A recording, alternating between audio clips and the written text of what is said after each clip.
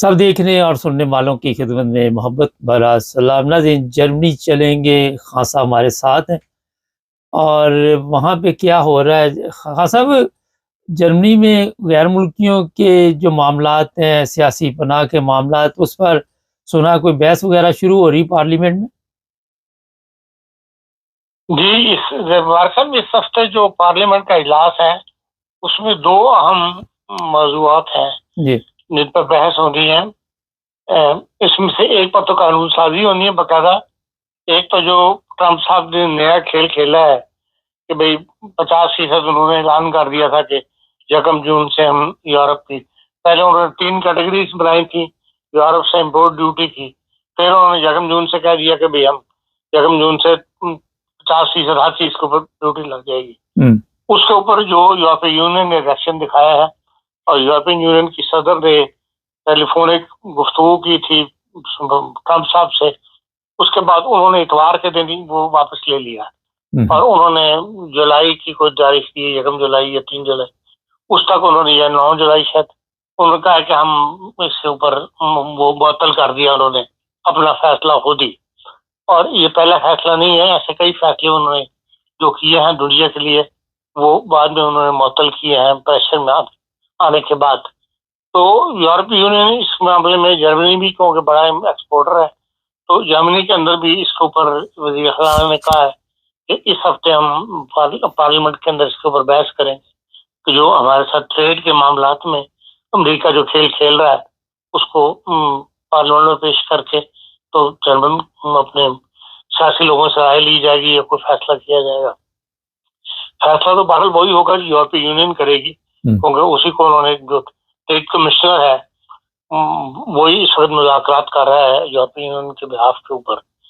तो एक तो ये है, लेकिन दूसरा जो बड़ा मसला है वो इमिग्रेशन कानून है, जिस पे कानून बाकायदा कोई नई कानून साजी होनी है। इसमें जो फैमिली ज्वाइनिंग सिस्टम है, जो बात लोग सिंगल यहाँ काम कर रहे होते हैं, उनकी फैमिली जाके ज्वाइन हुआ, उस बारे में जर्मन को नई पॉलिसी लेकर आ रहे हैं, जिसके ऊपर इस हफ्ते बहस होगी और कोई नया फैसला किया जाएगा। तो बहरहाल इस तरह बॉर्डर कंट्रोल के बारे में भी नई पॉलिसी, नए फैसले जो है, ये सारे मामला जो है इस हफ्ते बकौल वजीर दाखिला की प्रेस कॉन्फ्रेंस के ये इस हफ्ते जर्मनी के अंदर डिस्कस होने हैं। तो इस लिहाज से ये हफ्ता जो है काफी कम से कम गैर मुल्कियों के लिए काफी तवज्जो का बायस बनेगा कि भाई पार्लियामेंट हमारे बारे में क्या फैसले करती है। तो ये इस हफ्ते की समझ लें दो आम मौजूआत हैं जो जिन पर। बाकी ये है कि जर्मनी के अंदर जो क्राइम बढ़ रहा है, स्ट्रीट क्राइम बढ़ रहा है, उससे बहुत ज्यादा जर्मनी में परेशानी पैदा हो रही है। जर्मनी में ये चाकू मारना, लोगों को इस तरह स्ट्रीट पर कत्ल करना, ये बहुत ही कम इक्का दुक्का वाकयात हो जाते थे। बल्कि जिस जमाने में मैं जर्मनी आया उस जमाने में अगर कोई ऐसा वाकया हो जाता था तो वो उस दिन के अखबार की हेडलाइंस होती थी कि फलानी जगह पे एक बंदा कत्ल हो गया। लेकिन अब ये रोज का मामूल बन गया है और खुसूसन ये जो अंडरग्राउंड या बसों में, ट्रामों में चाकुओं के वार हो रहे हैं, इनमें तो अब जो वजारत दाखिला, वज़ीर दाखिला जितने भी है, इनकी जो कॉन्फ्रेंस होती है उसमें उन्होंने कहा है कि भी हम हर जगह जो है सिक्योरिटी में इजाफा किया जाएगा। सोशल बड़े शहरों के अंदर जो स्ट्रीट पे पुलिस फिरती है या पेट्रोलिंग करती है उसमें वो इजाफा करने का फैसला हुआ है। लेकिन यह तो कब तक, तो बात यह है कि जो क्राइम है उस वक्त पर काबू पाना चाहिए, उसका सद्भाव होना चाहिए। और अब इसमें खाली जो गैर मुल्की नहीं है बल्कि खुद जर्मन भी इन्वॉल्व है, लेकिन ज्यादातर जर्मन वो हैं पकड़े गए हैं जिनको जो नफसियाती मरीज बन चुके हैं या अंडर डिप्रेशन का शिकार है। बहरहाल ये एक मसला जर्मनी के लिए दिन ब दिन जो है खतरनाक सूरत हाल इख्तियार कर रहा है। तो देखें अब इसका कौन क्या इलाज करती है, ये सियासतदान इसका क्या हल निकालते हैं। लेकिन बहरहाल है ये एक फिक्रमंदी की बात। अच्छा खासा, यहाँ पे एक सवाल है, जब कोई चाकू मार देता है फिर ही पता चलता है कि ये बीमार है, पहले नहीं इनको पता होता कि ये बीमार है? देखें, आप वारकत सड़कों पे निकले तो आपको ऐसे लोग, मतलब हर सड़क पे कोई ना कोई आपको ऐसा बंदा मिल जाता है जिससे पता लगता है कि ये नॉर्मल नहीं है। ये इसका दिमागी कैफियत ठीक नहीं है। तो ऐसे लोग, अब उसने किसको क्या कदम उठाना है ये तो आप इंसान को नहीं पता ना। यहाँ का कानून ये कहता है कि किसी बंदे को आप जबरदस्ती इलाज नहीं कर सकते अगर जब तक कि वो किसी को नुकसान ना पहुंचा रहा हो। अब बहुत सारे ऐसे कैसे होते हैं कि लोग एम्बुलेंस कॉल कर लेते हैं, वो एम्बुलेंस वाले ले जाते हैं, अस्पताल छोड़ते हैं, वो जाके कह देता कि मैंने इलाज नहीं करवाना, ये मैं या दाखिल नहीं होना चाहता, तो वो अपने बिहाफ पे साइन लेकर उसको छोड़ देते हैं।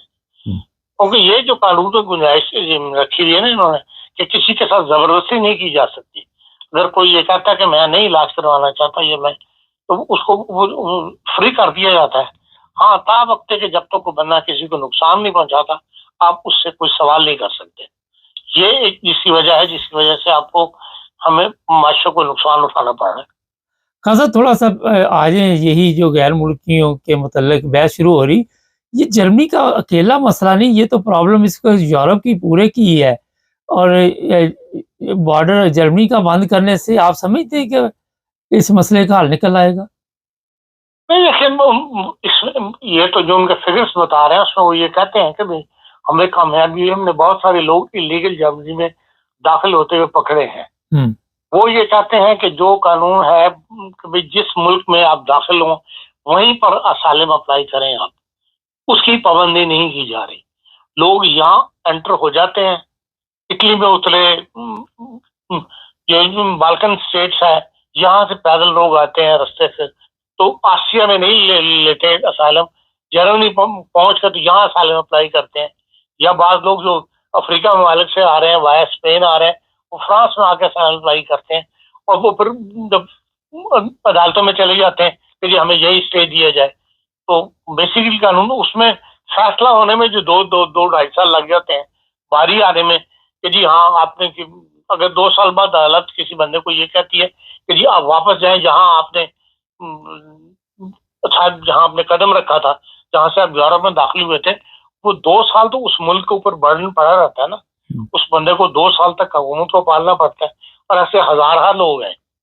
तो वो ये रास्ता बंद करना चाहते हैं, इसलिए बॉर्डर कंट्रोल सख्त कर रहे हैं कि भाई जहां पर जो बंदा एंटर हो गया है वो वहीं पर असाइलम अप्लाई करे। थोड़ा सा पाकिस्तान पे आ जाते हैं। वजीर दाखिला ने ये कहा कि जो लोग भी यहाँ से डिपोर्ट होके जाएंगे या क्रिमिनल होंगे या गैर कानूनी तौर पर यूरोप या किसी मुल्क में भी जाएंगे, उनके 5 साल तक के लिए पासपोर्ट जो है वो ब्लॉक कर दिए जाएंगे, उन पर केस चलेगा, उनको जेल होगी, सजा होगी, ये होगा वो होगा। तो आप समझते हैं कि कोई और भी ऐसा मुल्क है दुनिया का जिसने इस तरह के कवानीन बनाए हुए हैं? देखेंगे हर मुल्क जो जिस मुल्क का वो पासपोर्ट रखता है, जिस मुल्क की वो शहरियत रखता है, उसको एंट्री से रोका नहीं जा सकता। आप उसको अपने मुल्क में दाखिले से रोक नहीं सकते, चाहे वो इलीगल बाहर गया था या जिस सूरत में गया था, सिवाय इसके कि बंदा क्रिमिनल हो या किसी क्रिमिनल रिकॉर्ड के साथ आपके मुल्क के अंदर दाखिल हो रहा हो। बाद ऐसे लोगों को यहाँ से डिपोर्ट किया जाता है जिनके साथ उनकी फाइल साथ जाती है, डिपोर्ट करने वाले स्टाफ भी साथ जाता है, वो हैंड ओवर करता है वहां पे इमिग्रेशन FIA के हवाले बंदा कि ये बंदा मैंने वसूल कर लिया, इमिग्रेशन ने वो बकायदा साइन लेके आता है। ऐसे अफराद के लिए फिर और कानून हो जाता है। लेकिन जहां तक शहरियत की ताल्लुक है, वो अपने मुल्क को, शहरी को दाखिल होने से तो रोक नहीं सकते किसी मुल्क के अंदर भी। पाकिस्तान के अंदर क्योंकि बहुत ज्यादा आबादी बहुत है, हुकूमत पे बर्डन बहुत है, बेरोजगारी की वजह से लोग बहुत ज्यादा गुर्बत का शिकार है, इसलिए हुकूमत ये चाहती है कि ज्यादा से ज्यादा लोग जो बाहर निकल सकते हैं बाहर निकल जाए, हमारी जिम्मेदारी जो है वो खत्म हो, अपना खुद कमाए, जहां जैसे भी कमाए, जिन हालात में भी रहे, इससे हुकूमत को गरज नहीं है। इसलिए इस किस्म के ऐलानात कर हुकूमत जो है वो करती रहती है, ताकि भाई जो बाहर का बंदा चला गया वो वही है, हम उसको वापस नहीं लेंगे। तो जब तक उसके पास हम उसको पासपोर्ट इशू नहीं, पासपोर्ट के बगैर तो नहीं आ सकता ना। नहीं, तो पासपोर्ट ये खान साहब कहा यह गया है कि जो वापस आएगा, जिसको डिपोर्ट किया जाएगा, उसके ऊपर 5 साल तक के लिए पाबंदी होगी कि वो दोबारा किसी दूसरे मुल्क नहीं जा सकेगा, अपने घर में रहेगा, क्योंकि वो उसकी वजह से जो मुल्क है उसकी बहुत वो बेइज्जती हो रही है इस वक्त, जो इज्जत खतरे में है मुल्क की। नहीं, ये देखें, ये बयान होते हैं इस किस्म के। नहीं, कवानीन बना रहे हैं, आर्डर जारी कर रहे हैं। जब बनेगा कानून तो अब देखेंगे। जब तक कानून ऐसा बनता नहीं है उस तक तो ऐसा कानून कभी कामयाब नहीं हुआ करते। ना बनाने में कोई मतलब कोई सीरियसली मैं नहीं समझता कोई ऐसा कानून पास करने में असेंबली कामयाब हो जाएगी कि जी अपने ही लोगों के ऊपर सफर के ऊपर पाबंदी नहीं लगा दें।